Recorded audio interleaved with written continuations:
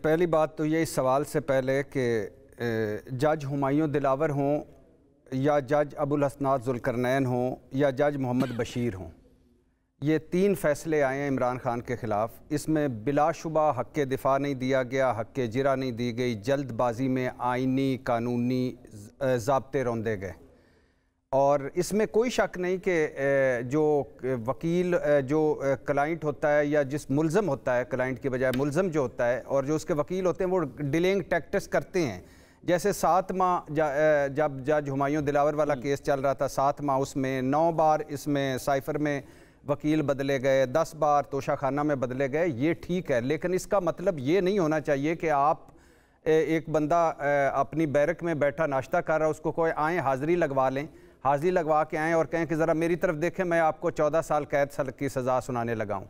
نہ اس کے وکیل، نہ دوسری ساتھ ان کی جو ملزم، نہ اس کے ساتھ ان کے وکیل، نہ وہ اچھا شاہ محمود قریشی کا خیر سے جب سائفر سنایا تو 342 کا ان کا بیان لیے ہی نہیں گیا، اور وہ ابھی انہوں نے دینا تھا، ریکارڈ کروانا تھا، جرح ہونی تھی، اور اس میں عمران خان کا لیا نہیں گیا۔ وہ کہتے ہیں میرا سیل میں پڑا ہے، بیرک میں پڑا ہے تو میں دیتا ہوں، لیکن نہیں،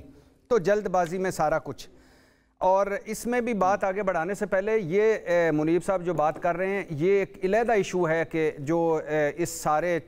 توشہ خانہ میں یا اس میں جو کچھ بھی سوال جواب ہوئے یا ان پہ بات ہو سکتی ہے، اور میرا عمران خان صاحب سے پہلے دن سے یہ سوال ہے کہ آپ کو اللہ نے سب کچھ دیا ہوا تھا، آپ کو اللہ نے سب کچھ سے نوازا ہوا تھا، تو یہ تحفے لینے بھی نہیں چاہیے تھے، یہ تحفے چھپانے بھی نہیں چاہیے تھے، اور بیچنے تو بالکل بھی نہیں چاہیے تھے، اور جبکہ آپ کا اپنا ہی خیال تھا کہ یہ تحفے حکمرانوں کی ملکیت نہیں ہوتے، ریاست کی ملکیت ہوتے ہیں۔ لیکن اور ایک اور جو 14 سال قید بامشقت، اس سے زیادہ میرے خیال سے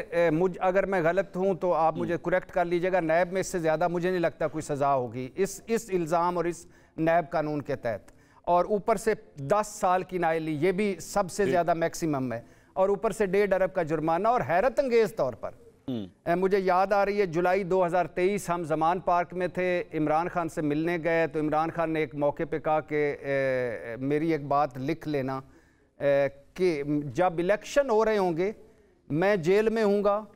میری پارٹی سے لوگ جا چکے ہوں گے، میں نااہل ہوں گا، اور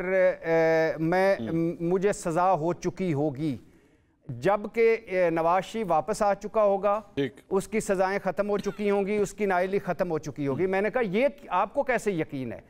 تو کہنے لگے کہ یہ اس لیے یقین ہے کہ یہی اس سپر ڈپر لاڈلے کی ڈیمانڈ ہے، اور یہی اسی کو وہ لیول پلینگ فیلڈ کہتا ہے۔ تو آج میں اپنے محبوب قائد کو لیول پلینگ فیلڈ کی آخری جو چند ایک دو رہ گئی تھی ان پہ بھی مبارکباد پیش کرتا ہوں، اور اس میں بھی کوئی شک نہیں کہ یہ دونوں کیس ہائی کورٹ اور سپریم کورٹ میں بڑے کمزور ثابت ہوں گے، جس طرح چیف جسٹس عامر فاروق نے مانا کہ جج ہمایوں دلاور نے غلطی کی وہ پہلے والے میں، اور یہ کوئی ڈیلنگ ٹیکٹس کوئی منصور بھائی اس ملک میں نہیں 7 مرتبہ شہباز شریف صاحب نے فرد جرم کو ڈیلے کیا، اور 100 گواہ تھے ان کے اس کیس میں، یہ جو منی لانڈرنگ والا تھا جس میں ادھورے کیس میں وہ بری ہو گئے، تو اس میں اگر جس رفتار سے چل رہا تھا وہ 2042 میں اس نے ختم ہونا تھا، تو یہ ڈیلنگ ٹیکٹس ہوتی ہے، لیکن اس کا یہ مطلب نہیں کہ آپ اس کو آپ اس سے سارے ختم کر لو۔ اور سائفر کیس میں جو اتنا سنگین کیس ہے اس میں وکیل لے لیے گئے کہ چونکہ آپ کے وکیل پیش نہیں ہو رہے، ڈیلنگ ٹیکٹس کر رہے ہیں، لہٰذا یہ 2 سرکاری وکیل ہیں، اب یہ جرح کریں گے، تو آپ اندازہ کر لیں اس سے یہ اگلے کورٹس میں کیا ہوگا۔ اور یہاں آخر ایک اور بات، عامر الیاس رانا صاحب جی ایک بات صرف یہاں یعنی جو 446 صفاتی، اب عمران خان نے توشہ خانہ میں سزا ان کو ہو گئی، ان کا منطقی انجام تک پہنچا، تو 446 صفاتی 20 سالہ جو ریکارڈ ہے جس میں 4000 تحفے اور 1200 گھڑیاں ہیں، اس میں 23 کروڑ والے شاہد خاقان عباسی بھی ہیں، اور 13 گھڑیوں والے نواز شریف صاحب بھی ہیں، 11 کروڑ تحفوں اور 11 گھڑیوں والے زرداری صاحب بھی ہیں، 13 کروڑ تحفے اور 11 گھڑیوں والے، اور BMW بلٹ پروف والے۔ تو ان سے بھی تو پوچھا جائے، کیسے آپ ان سے کیوں نہیں پوچھتے؟ ان سے بھی پوچھے فارم بی کے خانہ 2J میں کیا لکھا ہے، الیکشن کمیشن کے فارم بی کے خانہ 2C میں کیا لکھا ہے، اور یہ باقی جو تحفے لے گئے ان سے بھی پوچھا جانا چاہیے۔